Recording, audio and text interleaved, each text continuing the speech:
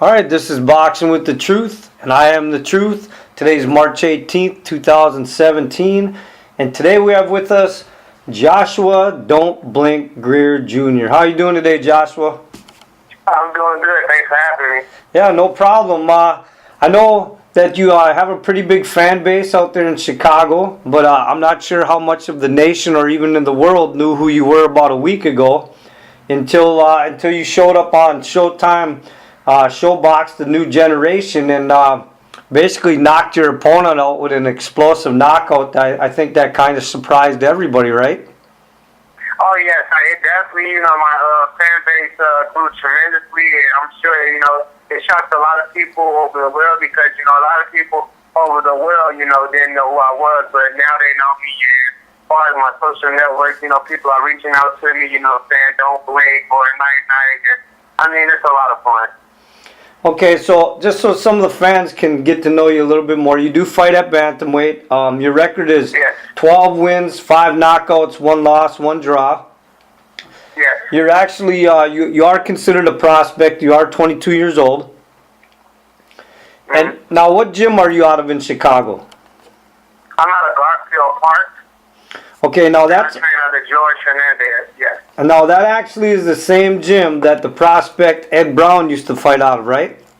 Yes, that was my best friend. He ended up at the. Okay, and unfortunately, some of the fans that don't know who Ed Brown was, he was a tremendous boxer. He was coming up the ranks, and unfortunately, he was killed just recently, a couple months ago, right? Yep, exactly. Yep, due to Chicago gun violence. So, how did you get involved in boxing to begin with?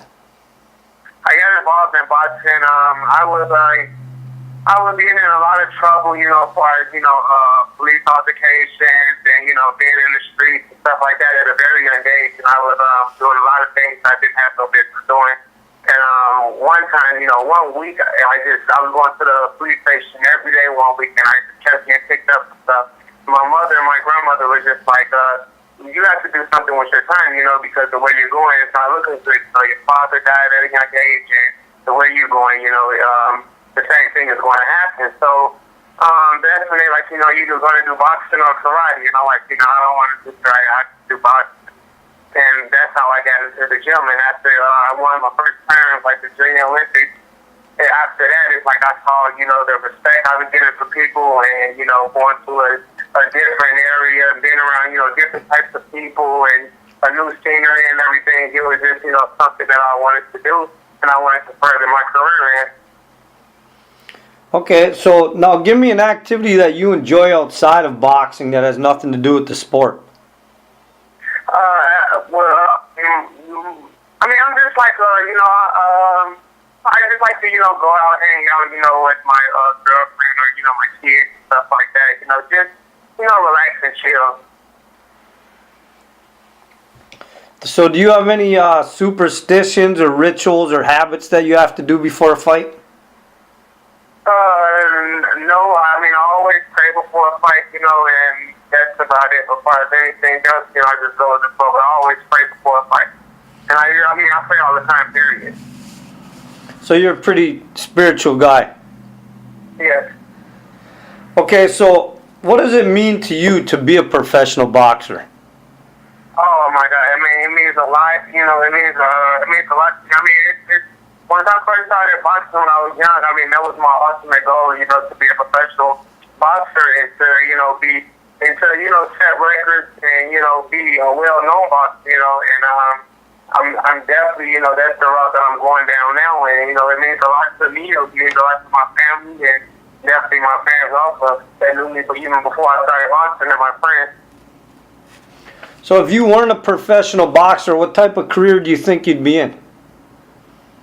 Boxing actually saved my life. So if boxing wasn't in the picture, if I wasn't boxing, I don't even think I'll be I can't even say what I'll be doing because I don't even know if I'll be going down the right path because boxing saved my life. So basically you think you could probably possibly already be dead or in prison? Yeah, or in trouble, yes. So let me ask you then, let's say a new kid came in the gym tomorrow and was kind of going through a lot of the same things you were going through. And what type of advice would you give them in order to be a boxer? Oh, would give him all types of, I give him all types of advice about, you know, I would show him, you know, every night time I would show him, you know, how it feels, you know, go to different states and get the respect that you're out looking for. Because some kids are out here, they don't necessarily, you know, they're out here being bad. They just want respect. You know, some kids want respect, and some kids, you know, be bad for different reasons and stuff like that. So, you know, I can be able to tell them a lot about my experience, and I would definitely be able to, you know, help them out, which I already do now. You know, certain kids and stuff like that, they live in my neighborhood, they, you know, there are troubled teens and stuff like that. I give them advice all the time, try to help them as much as I can, because I know how it feels to, you know, I've been there. Okay, you know, I've been kicked out of plenty of schools and everything, so I definitely know how it is, so I definitely give them advice on changing. So tell me something that your boxing fans don't know about you. My boxing fans probably don't know about me. I have 2 kids. I have a daughter. That's 2 years old, and I have a son that's 8 months, Jalea and Josiah. Okay, and speaking of kids and things that are important to you, who inspires you in your life? Well, I'm inspired by my mother, because my mother was growing up. You know, you know, my mother's a young mother. My mother raised us, you know, it was kind of rough for us. You know, she worked 2 jobs, and she went to school just to take care of us and still struggle. You know, so through all that, she still did what she had to do with it. I mean, when we needed things, she, you know, had to find a way. She never, you know, complained, or never let us see her complain, or never let us see her cry and stuff like that. You know, without probably hear us sometimes in our own crowd, but she never let us, you know, me and my sister, and I have one sister and one little sister, she never let us see it.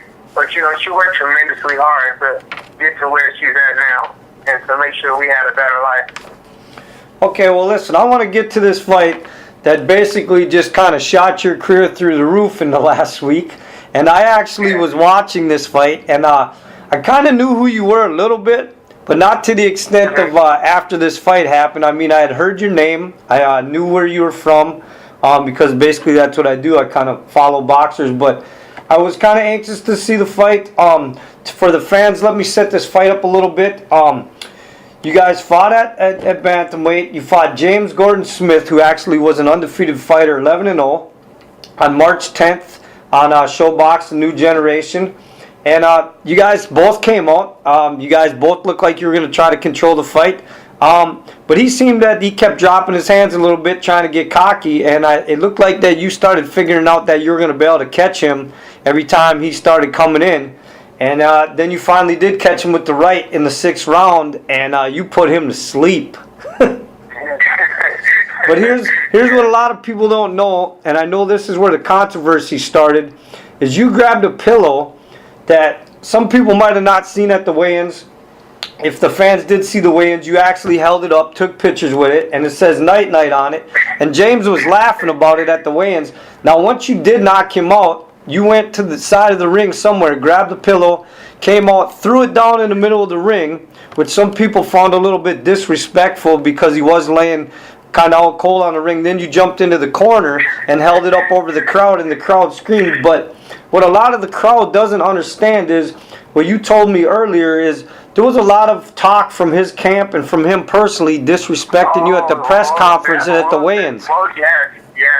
And that's exactly where it started, at the press conference. Because I guess he got mad because I told Fight Night even before I got there that I was coming for the knockout, because I seen what, you know what I mean, the judges could do with the scorecards and stuff like that. I seen how a bad decision could go wrong, you know. So even, you know, my camp, you know, our camp is just coming off the fight with the Bernardo and Broner fight.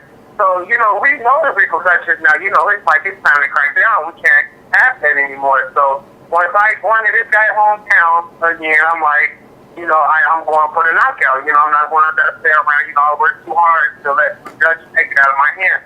I'm going for the knockout. So once I got to the press conference, you don't got no punching power, and you can't punch your way out of a wet paper bag with a hole in it. And he was like, you know, from round 1, I'm throwing bombs. You just don't have no power. So the next day of the weigh-in, that's when I bought the pillow. And it's like, even I got people that was from Detroit that was laughing there, and, you know, everybody found it hilarious because people, they said they never seen it done before. Even Gordon Hall, he was like, man, I've been doing this for 30 years and I've never seen nothing like this. And they got a lot of attention from it, you know, and they kind of like put him on the spotlight and they kind of, I guess, embarrassed him. So the day the fight came, I knew he was going to come out strong. I knew he was going to come out wild and try to kill me because it's like his pride is there. This is his hometown, and it's like he has something to prove. And this is not my first time I fought an undefeated fighter.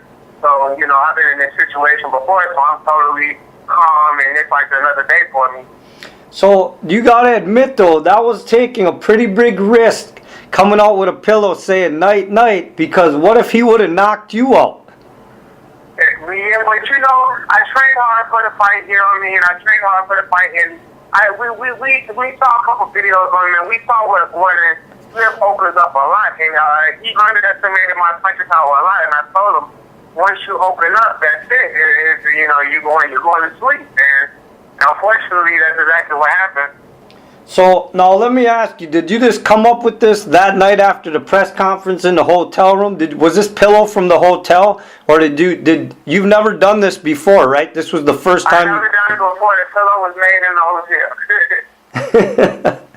Right after the press conference, the pillow was made in the hotel. And you came up with this idea yourself? Yeah, it was me and my teammate Nathaniel Gallimore that was at work my corner also. I was just thinking, you know, because we in his hometown, let's get in his here, let's kind of take over, you know.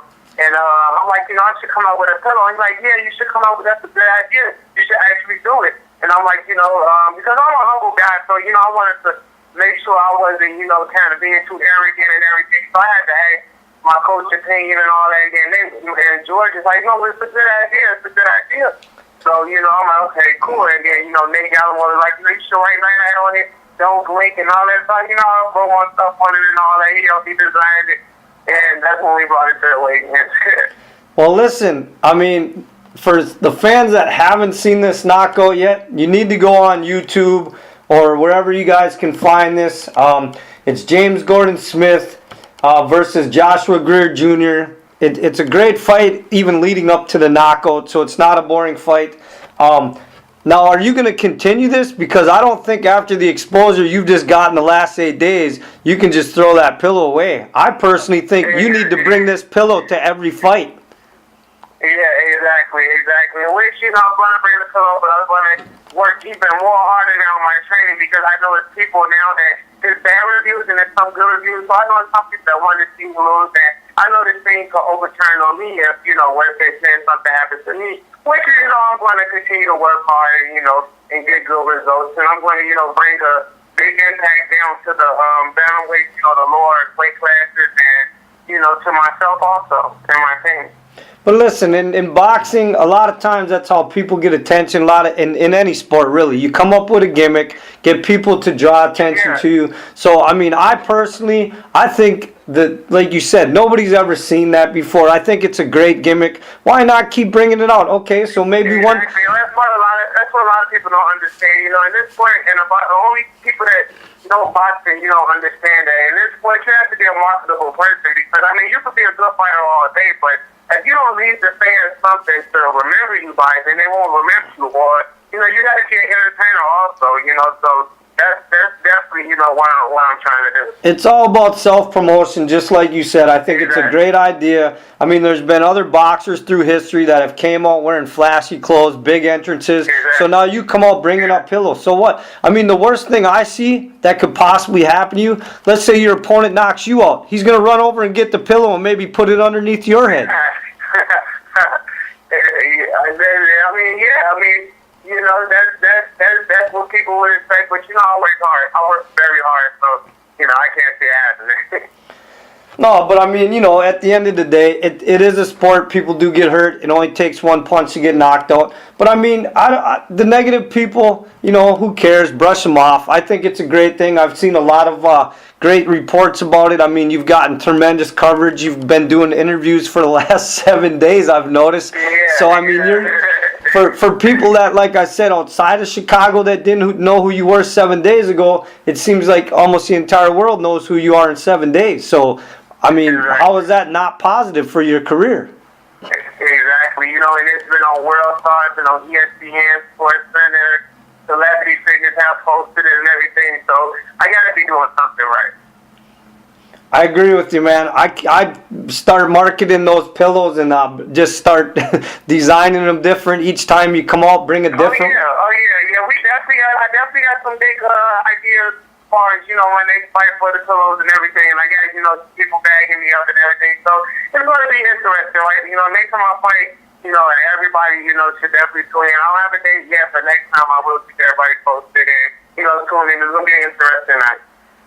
So now we just talked about all the great coverage that you have. So give me an idea of some of the negativity that's came from it, though. Some people were like, "Oh, this guy is arrogant." And anybody that knows me knows I'm a humble guy, But people don't know how they don't know everything that happened leading to the fight. They don't know the press conference, how he disrespected me. They don't know about how their matchmaker and everything disrespecting my manager and how their team was disrespecting my coach. They don't know about none of those things, Which, I can care less whether it's bad reviews or good reviews. As long as you're talking about it, as long as you tune in, views are views, so it doesn't make a difference whether they're good or bad. Okay. Now, also in the beginning, you mentioned that Ed Brown was actually your best friend, and was this fight dedicated to him? Yes. Now, are you going to continue to dedicate your fights to him, or was that a one? I'm dedicating my whole career to Ed Brown, because me and Ed Brown, we grew up very similar. You know what I mean? Like, we grew up very similar. We both were from bad neighborhoods and everything. We grew up very similar. So I'm dedicating my whole career to him because it's like we both had the same dreams and everything. We always talked about it. So it's like I want to live my dream. For him and me. Well, I think that. I also want to be in a position. Because he has a daughter that's still living. I also want to be in a position to give his daughter the best life possible. Wow, that's really nice, man. I mean, a lot of people, would just say, "Well, I dedicated a fight to him," and some people would be selfish. But it sounds like you said, you guys were best friends. You guys had the same dreams, and that you're going to try to help his daughter out the best you can with your career and your kids with your career, and kind of hopefully take Ed Brown to the top with you. Yeah, most definitely. That's most definitely the plan. That we got a chance to talk and understand exactly what took place, because I don't want people thinking that you're arrogant and disrespectful. I think you're a really great boxer. I think you're a nice guy, and I think you came up with a great gimmick because the guy was basically talking shit. Yeah, exactly. And he his own words, So. No, and I personally think this sport needs more of that, They used to, back in the 70s and the 80s, they had a lot of it going back and forth, and now you got so many nice guys out here that don't want to say anything bad, don't want to talk at the weigh-ins, but the fans love it going back and forth. And I don't really, I watched the weigh-in tape as well, and I saw he was kind of talking to you a little bit when you guys were doing the face-off. And all you did is held up a pillow. So, Yeah, exactly. It would have been a little funnier maybe if you would have smacked him with it, but but no, I wish you luck in your career, man, and I'm really glad that all this attention happened to you in the last week, and I think it's only going to open more opportunities for you and put you back on TV and more interviews. So I look forward to watching your career grow, and it's really great that you're dedicating everything to Ed Brown, because it would have been great to watch him and see how far he could have went too. Yes. So before we end the interview, would you like to say anything to your teammates, to your fans, to your family, or anything? Yes, I just want to, I want everybody. I just want to say, thanks to for Legal Promotion, thanks to Showtime for having me, Gordon Hall, Steve Potter, all those guys. And I want to thank also my coach, George Hernandez, my team, Journeyman Management, and all my teams. We call ourselves the Bro Team from Garfield Park, tuning in to watch all us fight. Shout out to Adrian Granado, Eddie Ramirez, Nathaniel Gallimore, everybody that's a part of the Bro Team. And we're going to continue working hard. I'm going to continue working hard. Tuning in to my next fight. It's going to be epic. And thanks for the opportunity, and thanks for having me on the show. No problem. And the truth has spoken.